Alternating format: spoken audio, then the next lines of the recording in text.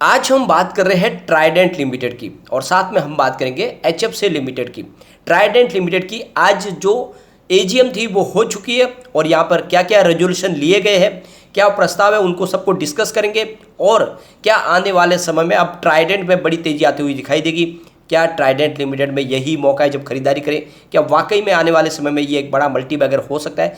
जिस तरह से पिछले 1-2 साल में लोगों को इसने मालामाल किया, क्या वही परिपाटी आगे भी चलने वाली है या फिर यहाँ से गिरावट होगी? क्योंकि काफ़ी लोग बहुत ज़्यादा पैनिक कर गए ट्राइडेंट लिमिटेड में, उनको लगता है कि फिर से स्टॉक 1 डिजिट में चला जाएगा। तो क्या ऐसी संभावना है? दूसरी तरफ एचएफसीएल लिमिटेड ने अपने Q1 के रिजल्ट को डिक्लेयर कर दिया है। यहाँ पे आंकड़े थोड़े से निराशाजनक है, लेकिन अगर अच्छे से समझे तो कोई उतनी बुरी बात नहीं है। यहाँ पे एचएफसीएल लिमिटेड के पास बहुत ही मजबूत काम है और जिस तरह से इनकी ऑर्डर बुक मजबूत है उससे लग रहा है कि एचएफसीएल लिमिटेड आने वाले समय में कुछ बड़ा कमाल करती हुई दिखाई देगी।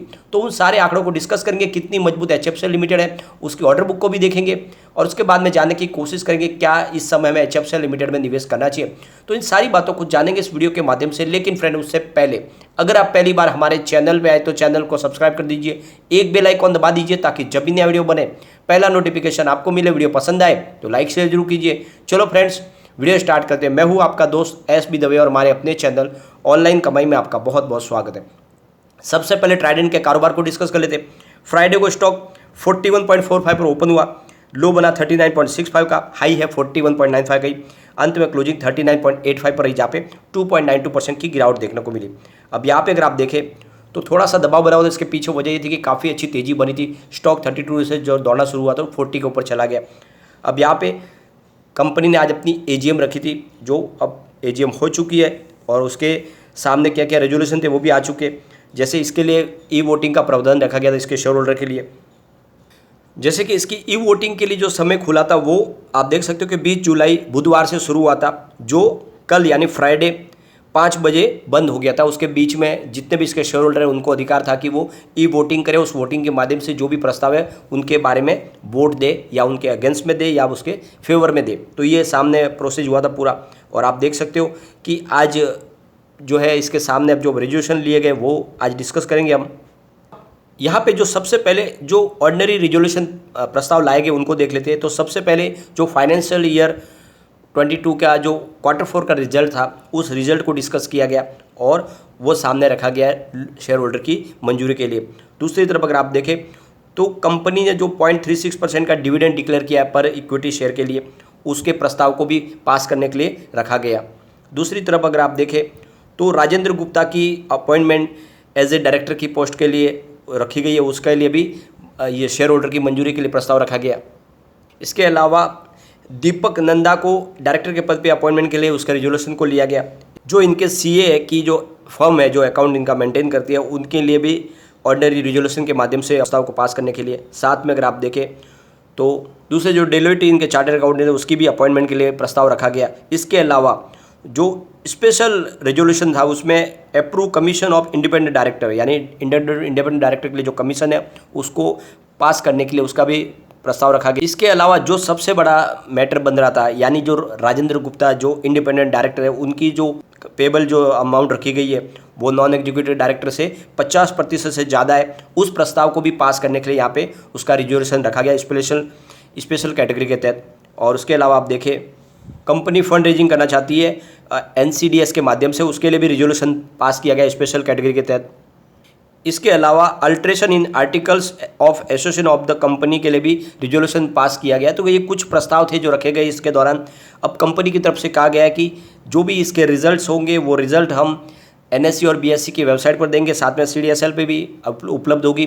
तो ये सारी जानकारी मिल जाएगी और कुल मिला के आने वाले समय ट्राइडेंट में बड़ी शानदार तेजी की संभावना भी बनेगी। यहाँ पे अगर आप देखें तो फंडामेंटल काफ़ी अच्छे ट्राइडेंट के। मार्केट कैप इसका 20,307 करोड़ रुपीज़ का है, करंट प्राइस 39.80 की है। इसकी लो और हाई देखें तो 70 रुपीज़ की हाई है, 17 की लो है। बिल्कुल एंट्री यहाँ पे की जा सकती है। इसका स्टॉक P 24.3 है, बुक वैल्यू 7.51 की है, डिविडेंड 0.90% दिया कंपनी ने। इसका ROC 23.4 है, इसका ROE 23.4 और फेस वैल्यू 1 रुपीज़ की है। तो देख सकते हो कि काफ़ी अच्छे फंडामेंटल है। कंपनी के पिछले 10 साल के सेल्स ग्रोथ की बात करें तो 10 साल के हिसाब से 10% अप है, 5 ईयर के हिसाब से 9% का पॉजिटिव देखने को मिल रहा है, 3 ईयर के हिसाब से 10% अप और TTM 54% अप है। तो आप देख सकते हो कि सेल्स ग्रोथ लगातार बढ़ रहा है। प्रॉफिट ग्रोथ की बात करें तो 10 ईयर के हिसाब से 35% अप, 5 ईयर के हिसाब से 20% अप, 3 ईयर के हिसाब से 31% अप और TTM 155% शानदार जंप। तो आप देख सकते हो सेल्स और प्रॉफिट लगातार बढ़ रहा है कंपनी का। इसके अलावा स्टॉक प्राइस CAGR की बात करें तो 10 ईयर के हिसाब से 45% का शानदार दिया है, 5 ईयर के हिसाब से 36% का पॉजिटिव दिया है, 3 ईयर के हिसाब से 91% अप और 1 ईयर के हिसाब से 126% का शानदार अप देखने को मिल रहा है। रिटर्न ऑन इक्विटी की बात करें तो 10 ईयर के हिसाब से 14% पॉजिटिव है, 5 ईयर के हिसाब से 14% पॉजिटिव, 3 ईयर के हिसाब से 15% पॉजिटिव और लास्ट ईयर 23% पॉजिटिव। तो आप ही देख सकते हो कि काफ़ी अच्छे इसके फंडामेंटल है और काफ़ी अच्छे इसके रिटर्न्स है। एक बार इसके पिवट लेवल को चेक कर लेते हैं तो यहाँ से अगर गिरावट होती है तो 39.02 का फर्स्ट सपोर्ट है, ये सपोर्ट टूटा तो 38.18 तक स्टॉक जा सकता है। तीसरा सपोर्ट 36.72 का है। पॉजिटिव माहौल बना तो 41.32 का फर्स्ट रेजिस्टेंस है, इसको पार किया तो 42.78 तक स्टॉक जाएगा और आगे गया तो 43.62 तक भी जा सकता है। बिल्कुल निवेश कर ले, कंपनी बहुत अच्छी है और आने वाले समय आपके निवेश को कई गुना बढ़ाएगी। ये वाकई में एक बड़ा मल्टीबैगर है। चलते हैं HFCL लिमिटेड की तरफ, जहाँ पे आप देखोगे तो फ्राइडे को 67.95 की प्राइस देखने को मिली, जहाँ पे 2.23% की गिरावट थी और थोड़े से आंकड़े इस बार निराशाजनक है। अगर हम बात करें कंपनी की तो 1987 में बनी हुई बहुत ही पुरानी कंपनी है। इसका मार्केट कैप 9423.87 करोड़ रुपये का है। कंपनी टेलीकम्युनिकेशन सेक्टर में काम करती है, इसके अलावा डिफेंस सेक्टर के लिए भी कंपनी काम करती है और साथ में फाइबर केबल का कामकाज है कंपनी का। अब यहाँ पे अगर देखें Q1 की बात करें तो टोटल जो इनकम निकल के आई है वो 1070.95 करोड़ रुपये है, जहाँ पे हमें 11.68% की गिरावट देखने को मिल रही है मार्च क्वार्टर से, यानी Q4 में इनकी टोटल इनकम 1212.56 करोड़ रुपये थी और 11.65% डाउन है पिछले साल सेम क्वार्टर से। पिछले साल सेम क्वार्टर में इनकी टोटल इनकम 1212.16 करोड़ रुपये थी और कंपनी ने net profit after tax 54.03 crore रुपये का बताया। तो आप देख सकते हो कि यहाँ पे इनके कम में गिरावट है और ओवरऑल देखें तो फिर भी प्रदर्शन अच्छा है क्योंकि कंपनी 5G पे काम कर रही है। अब इनके क्वार्टर वाइज रिजल्ट को हम देखेंगे। सेल्स पहले देखे थे तो सितंबर 2021 में 1122 करोड़ रुपये का था, दिसंबर 2021 में बढ़कर 1215 करोड़ रुपये तक पहुंचा। मार्च में फिर से कमी आई और 1183 करोड़ रुपये का सेल हुआ। इस बार थोड़ी सी और कमी रही, जून क्वार्टर में 1051 करोड़ रुपये का ही सेल हुआ। तो पिछले 2 क्वार्टर से सेल में थोड़ी सी कमी है।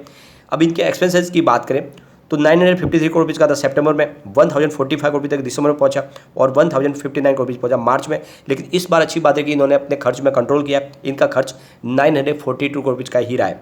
ऑपरेटिंग प्रॉफिट की बात करें तो सितंबर 2021 में 169 करोड़ रुपये का था, दिसंबर में 171 करोड़ रुपये का ऑपरेटिंग प्रॉफिट और मार्च में 124 करोड़ रुपये का ऑपरेटिंग प्रॉफिट। इस बार ऑपरेटिंग प्रॉफिट में कमी आई है, 109 करोड़ रुपये का ऑपरेटिंग प्रॉफिट रहा है। अब नेट प्रॉफिट आफ्टर टैक्स की बात करें तो इस बार 51 करोड़ रुपीज़ रहा है, जबकि आप देखें तो पिछली बार यानी Q4 में ये 65 करोड़ रुपीज़ था और Q3 में ये 78 करोड़ रुपीज़ का था और Q2 की बात करें तो ये 82 करोड़ रुपीज़ था। तो आप देख सकते हो कि इस बार इनके नेट प्रॉफिट में भी कमी आई है, जो एक तरह से देखें तो थोड़ी सी निराशाजनक है और इसमें थोड़ी सी गिरावट की संभावना भी बन सकती है। अब HFCL लिमिटेड की बात करें तो इन्होंने जो ऑर्डर बुक है वो बहुत ही मजबूत है, क्योंकि 5300 करोड़ रुपये की इनकी ऑर्डर बुक है, जो एक तरह से देखें तो ये इशारा करिए कि आने वाले समय में यहाँ पे शानदार तेजी तो बनेगी ही बनेगी। HFCL लिमिटेड एक तरह से लीडिंग कंपनी है टेलीकॉम सेक्टर के लिए, जो आप देख सकते हो कि बहुत सारे इक्विपमेंट बनाती है। 5G के लिए कंपनी बहुत सारे इक्विपमेंट बना के दे रही है। इंडिया के अलावा बहुत सारी कंट्रीज़ में इनका कामकाज है।